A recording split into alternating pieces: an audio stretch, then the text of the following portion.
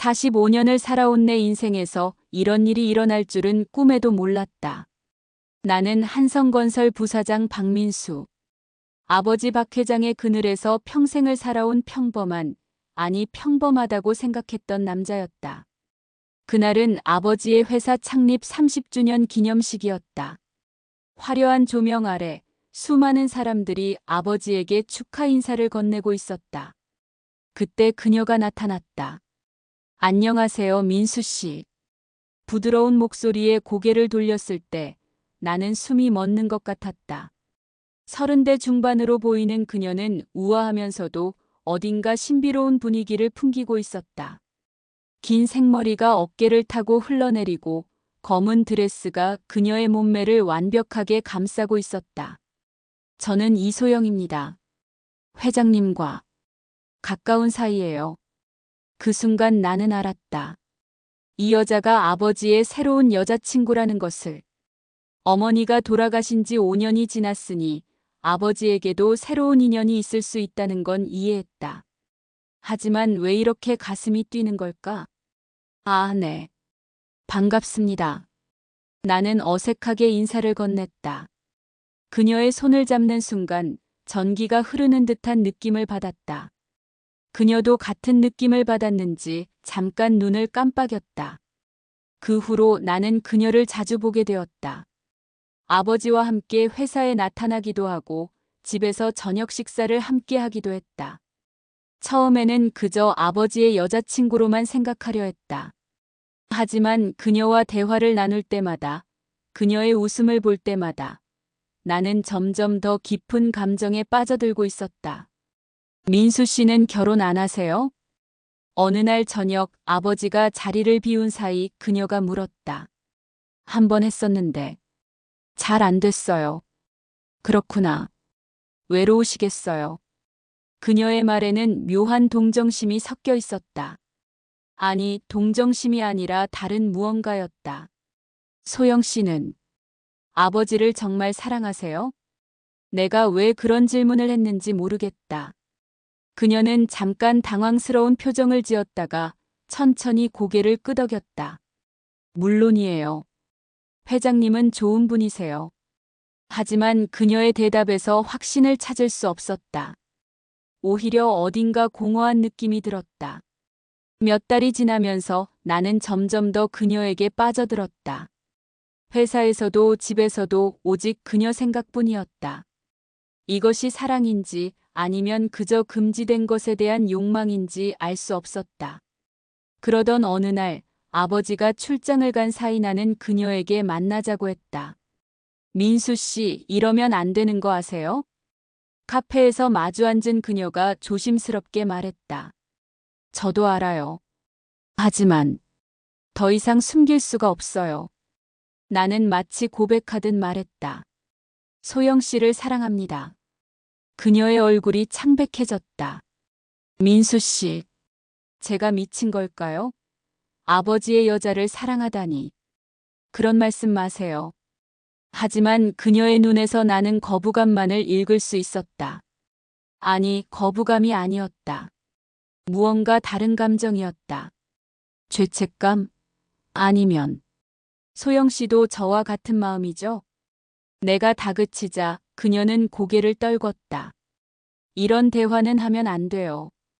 회장님께 죄송해요. 그렇게 말하면서도 그녀는 자리를 뜨지 못했다. 우리는 한참 동안 말없이 앉아 있었다. 한 번만이라도 솔직하게 말씀해 주세요. 내가 간청하자 그녀는 마침내 고개를 들었다. 민수 씨. 그녀의 눈에 눈물이 고여 있었다. 저도 마음이 흔들려요. 하지만 우리는 안 돼요. 그 순간 나는 확신했다. 그녀도 나와 같은 마음이라는 것을. 하지만 동시에 이 사랑이 얼마나 위험한지도 깨달았다. 그로부터 한 달 후 충격적인 소식이 들려왔다. 민수야, 좋은 소식이 있다. 아버지는 기뻐하며 말했다. 소영이가 임신했다고 하는구나. 나는 마치 벼락을 맞은 것 같았다. 임신이요? 그래, 내 나이에 아이를 가지게 될 줄이야. 하하. 아버지는 환하게 웃고 있었지만 나는 웃을 수가 없었다. 왜냐하면 그 아이는 아버지의 아이가 아니었기 때문이다. 한 달 전 그녀를 집까지 바래다 주던 날, 아버지는 출장 중이었고 비가 내리고 있었다. 그녀가 집에 들어오라고 했을 때 나는 거절했어야 했다. 하지만 나는 들어갔다. 민수 씨. 그녀가 내 이름을 부르는 순간 우리는 서로를 껴안고 있었다. 그리고 그 밤 우리는 돌이킬 수 없는 선을 넘었다. 단 한 번뿐이에요. 이런 일은 다시 없을 거예요. 그녀가 울면서 말했지만 우리는 이미 금기를 어겼다. 그리고 지금 그 결과가 나타난 것이다. 소영 씨와 얘기해야 해요. 나는 급히 그녀를 만났다. 정말 임신한 거예요? 네. 지금 6주째예요. 그럼 그 아이는? 회장님은 자신의 아이라고 생각하세요. 그게 나을 것 같아요. 나는 머리가 어질어질했다. 어떻게 그럴 수 있어요? 다른 방법이 있나요? 진실을 말하면 모든 게 망가져요. 그녀의 말이 옳았다. 하지만 내 아이를 아버지의 아이로 속이는 것이 맞는 일일까? 아이는 꼭 낳을 거예요? 당연하죠. 이 아이는 죄가 없어요. 그녀의 단호한 말에 나는 할 말을 잃었다.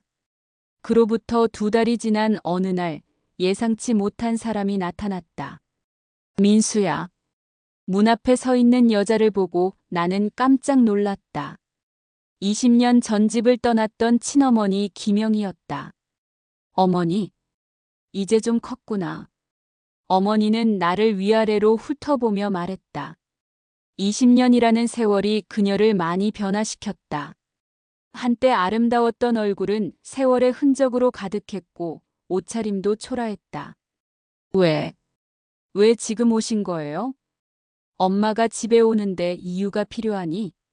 하지만 그녀의 눈빛에서 나는 불길한 기운을 느꼈다. 내 아버지는 잘 지내니? 네, 그런데 새 여자도 들였다며? 어머니는 이미 모든 것을 알고 있는 듯 했다. 어떻게? 세상이 좁구나. 소영이라고 하던가. 그 순간 나는 온몸에 소름이 돋았다. 어머니, 소영 씨를 어떻게 아세요? 어머니는 의미심장한 웃음을 지었다. 엄마가 모르는 게 뭐가 있겠니? 특히 내 아들이 저지른 일이라면 더욱 그렇지. 나는 숨이 막혔다. 뭔 말씀이세요? 내 죄는 결국 내가 아닌 내가 대신 짊어져야겠구나. 어머니의 말이 무슨 뜻인지 알 수 없었다. 하지만 분명한 것은 그녀가 무언가를 알고 있다는 것이었다. 아버지의 70번째 생일 파티가 열리는 날이었다. 수많은 하객들이 모인 가운데 어머니가 갑자기 나타났다. 여러분, 어머니가 마이크를 잡고 외쳤다. 파티장이 순식간에 조용해졌다. 저는 박 회장의 전 부인 김영희입니다. 사람들이 수군거리기 시작했다. 오늘 여러분께 중요한 말씀을 드리려고 왔습니다. 아버지가 급히 다가갔지만 어머니는 물러서지 않았다. 저 여자는 거짓 임신을 하고 있습니다.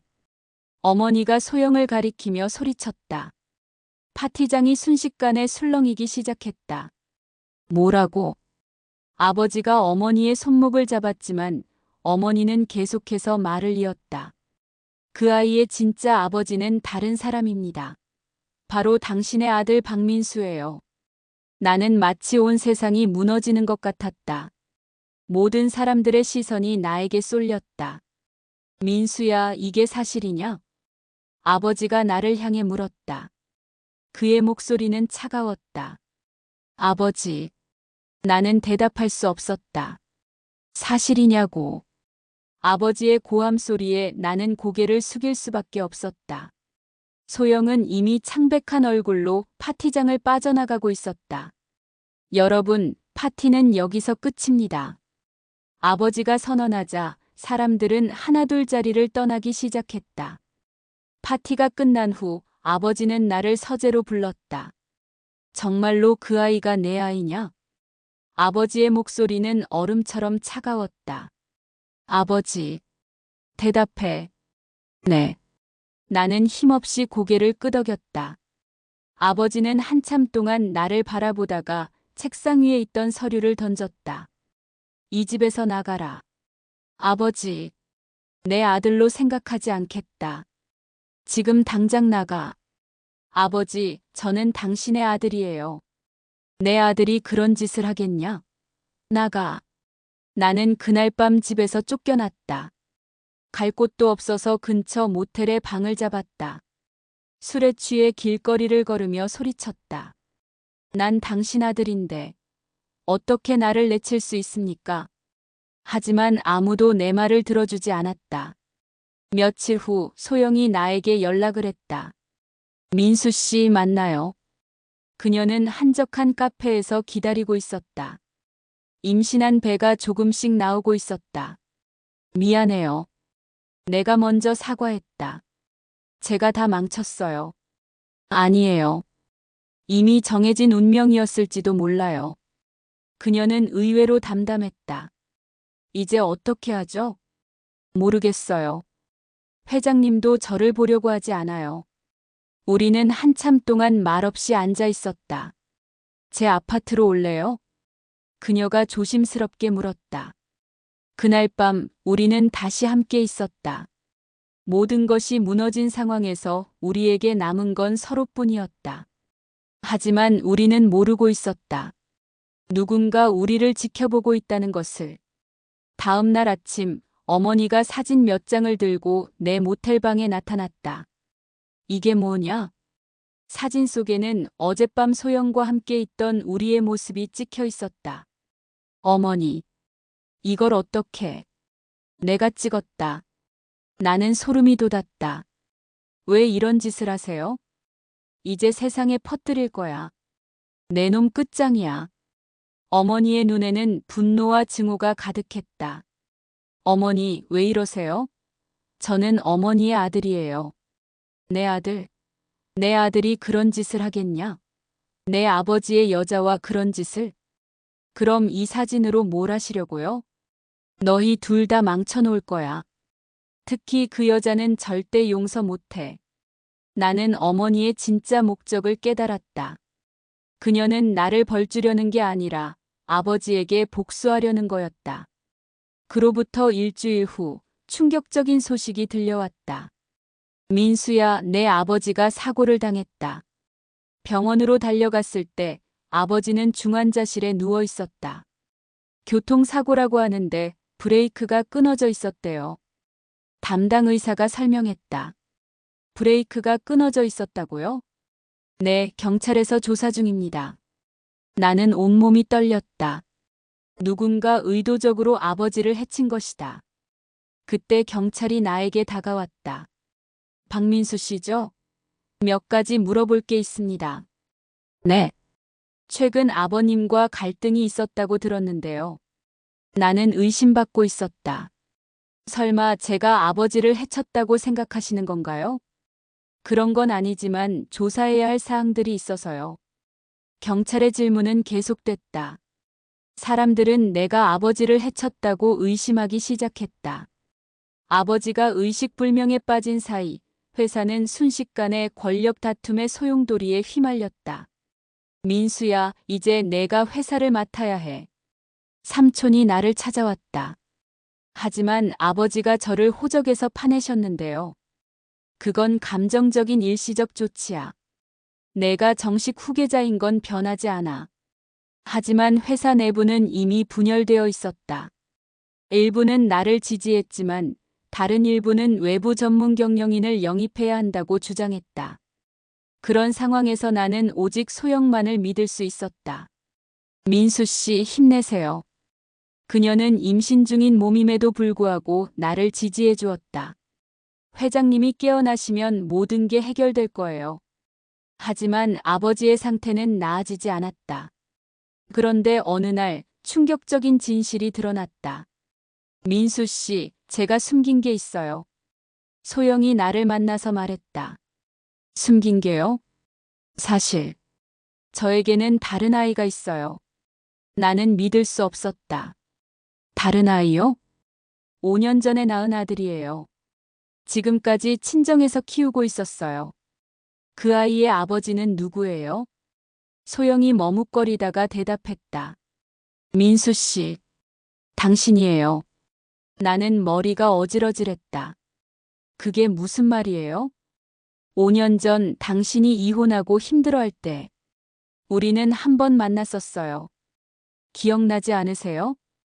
그제서야 어렴풋이 기억이 났다. 이혼 후 술에 취해 있던 날 어떤 여자와 함께 있었던 것 같은 기억이. 그때 그 여자가 네, 저였어요.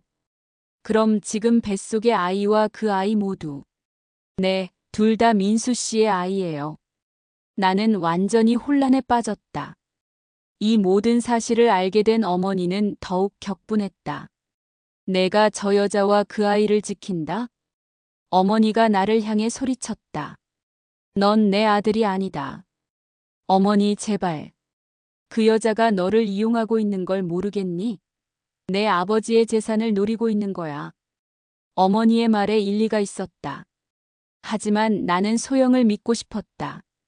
저는 그녀를 사랑해요. 사랑? 그게 사랑이라고? 내 아버지를 배신하고 가족을 망가뜨리는 게 사랑이냐? 어머니는 계속해서 나를 다그쳤다. 만약 내가 계속 그 여자 편을 든다면 나는 너를 내 아들로 생각하지 않겠다. 결국 나는 선택해야 했다.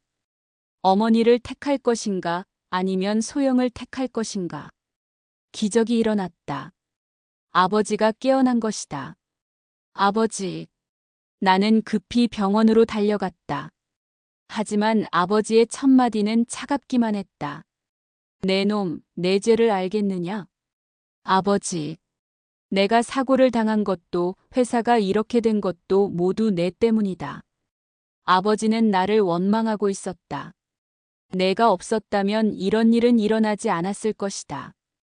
아버지, 죄송해요. 죄송하다고? 이제 와서 죄송하다고? 아버지의 눈에는 실망과 분노가 가득했다. 너는 이제 내 아들이 아니다. 그 말이 마지막이었다. 아버지는 다시는 나와 말하지 않겠다고 선언했다. 며칠 후 공식적인 통보가 왔다. 박민수의 호적 제명에 관한 통지서. 아버지는 정말로 나를 호적에서 파낸 것이다. 이제 너는 박씨 성을 쓸 자격이 없다. 아버지의 마지막 통보였다. 나는 더 이상 아버지의 아들이 아니었다. 재산 상속권도 회사 경영권도 모든 것을 잃었다. 민수야, 이제 어떻게 할 거냐? 삼촌이 안타깝게 물었다. 모르겠어요. 정말 모르겠었다. 내가 누구인지, 어떻게 살아가야 하는지 아무것도 모르겠었다. 그런데 또 다른 사고가 일어났다. 어머니가 계단에서 굴러떨어지셨어요. 급히 병원으로 달려갔을 때 어머니는 의식을 잃은 채 누워 있었다. 어떻게 된 거예요? 집 계단에서 굴러떨어지신 것 같은데 정확한 원인은 모르겠습니다. 그런데 어머니가 떨어진 계단 옆에는 여성용 구두 한 짝이 있었다고 했다. 구두요? 나는 그 구두가 누구 것인지 알 것 같았다. 소영이 자주 신던 구두와 똑같았다. 설마. 하지만 확신할 수는 없었다. 나는 더 이상 당하고만 있을 수 없었다. 아버지가 나를 버렸다면 나도 가만히 있지 않겠다. 아버지의 비자금 내역을 공개하겠어요. 나는 기자들을 불러 기자회견을 열었다. 한성건설 박 회장이 지난 10년간 조성한 비자금은 총 500억 원에 달합니다. 나는 아버지의 모든 비리를 세상에 공개했다. 정치권 로비, 탈세, 부정 입찰 등 모든 것을. 이제 아버지도 저처럼 모든 걸 잃어야 할 겁니다. 언론은 연일 아버지의 비리를 보도했다. 검찰 수사도 시작됐다. 아버지는 나를 배신자라고 불렀지만 나는 후회하지 않았다. 그런데 예상치 못한 일이 일어났다. 아버지가 갑자기 유언장을 작성한 것이다. 유언장 공개식에 참석하시기 바랍니다. 변호사가 나에게 연락했다. 제가요? 아버지가 저를 호적에서 파내지 않았나요? 그래도 참석하시라고 하셨습니다. 유언장 공개식 당일 놀라운 내용이 발표됐다. 전 재산은 이소영 씨의 아이에게 물려준다. 변호사가 읽어주는 유언장의 내용에 나는 어안이 벙벙했다. 단 조건이 있다. 그 아이가 성인이 될 때까지는 박민수가 후견인 역할을 한다. 아버지는 마지막 순간에도 나를 시험하고 있었다. 내 아이에게 재산을 물려주지만 그 과정에서 나에게 책임을 지우는 것이었다. 이게 무슨 뜻이에요? 내가 변호사에게 물었다. 회장님께서 모든 걸 알고 계셨던 것 같습니다. 그 아이가 실제로 누구의 아이인지 그제서야 깨달았다. 아버지는 처음부터 모든 것을 알고 있었던 것이다. 몇 개월 후 소영이 아이를 낳았다. 건강한 남자아이였다. 우리 결혼해요. 내가 소영에게 제안했다. 하지만 지금 상황이 상관없어요. 이제 아무것도 숨길 필요 없어요. 우리는 조용히 결혼식을 올리기로 했다. 가족도 하객도 없는 작은 결혼식이었다. 결혼식장은 작은 교회였다. 목사님과 증인 2명만이 참석한 채 우리는 서약을 나누고 있었다. 이제 키스로 서약을 완성하세요. 목사님의 말에 따라 우리가 입을 맞추려는 순간이었다. 잠깐. 갑작스럽게 교회 문이 벌컥 열렸다. 아버지가 나타난 것이다. 이 결혼은 인정할 수 없다. 아버지는 지팡이를 짚고 천천히 걸어 들어왔다. 아버지. 소영, 내가 정말 이런 짓을 할 줄 몰랐다. 아버지의 목소리는 차가웠다. 회장님. 소영이 창백한 얼굴로 아버지를 바라보았다. 내 아이를 뱃속에 품고 있으면서 내 아들과 결혼한다고? 순간 교회 안이 조용해졌다. 뭐라고요? 내가 더듬거리며 물었다. 그 아이는 내 아이다. 내 아이가 아니라. 아버지의 말에 나는 마치 벼락을 맞은 것 같았다. 소영이 그 자리에 주저앉았다. 하얀 웨딩드레스가 바닥에 흩어졌다. 이게 무슨 일이에요? 나는 혼란에 빠져 있었다. 소영, 이제 그만 진실을 말해라. 아버지가 엄중하게 말했다. 교회 안의 침묵이 길게 이어졌다. 소영은 바닥에 주저앉은 채 고개를 들지 못했다. 소영. 내가 그녀의 이름을 불렀지만 그녀는 대답하지 않았다. 말해라. 진실을 말해. 아버지가 다시 다그쳤다. 마침내 소영이 고개를 들었다. 그녀의 얼굴에는 절망이 가득했다. 정말 죄송해요. 그녀가 떨리는 목소리로 말했다. 민수 씨, 저는 거짓말을 했어요. 무슨 거짓말이요? 내가 다급하게 물었다. 이 아이의 아버지는 회장님이에요. 민수 씨가 아니라. 그 순간 나는 온 세상이 무너지는 것을 느꼈다. 그럼 5년 전 아이도, 그 아이도 회장님의 아이예요. 소영의 고백은 계속됐다. 저는 회장님을 사랑했어요. 하지만 회장님은 저를 진심으로 대해주지 않았어요. 그래서 나를 이용한 거군요. 내가 차갑게 말했다. 회장님의 질투심을 자극하려고 저를 이용한 거죠? 소영이 고개를 끄덕였다. 처음에는 그럴 생각이었어요. 하지만 나중에는 정말 민수 씨를 사랑했어요. 거짓말. 나는 소리쳤다. 모든 게 거짓말이었잖아요. 사랑도 아이도 모든 게. 민수 씨. 그럼 우리가 함께했던 모든 순간들이 모두 연기였다는 거네요? 소영이 눈물을 흘리며 대답했다. 아니에요. 나중에는 정말이었어요. 하지만 이미 너무 늦었어요. 나는 완전히 혼란에 빠졌다. 무엇이 진실이고 무엇이 거짓인지 알 수 없었다. 약한 목소리로 나를 불렀다. 소영아, 괜찮아. 이제 안전해. 하지만 그녀의 표정은 괴로워 보였다. 민수 씨, 제가 고백할 게 있어요. 지금은 말하지 마. 쉬어. 아니에요. 이제 말해야 해요. 그녀가 힘들게 말을 이었다.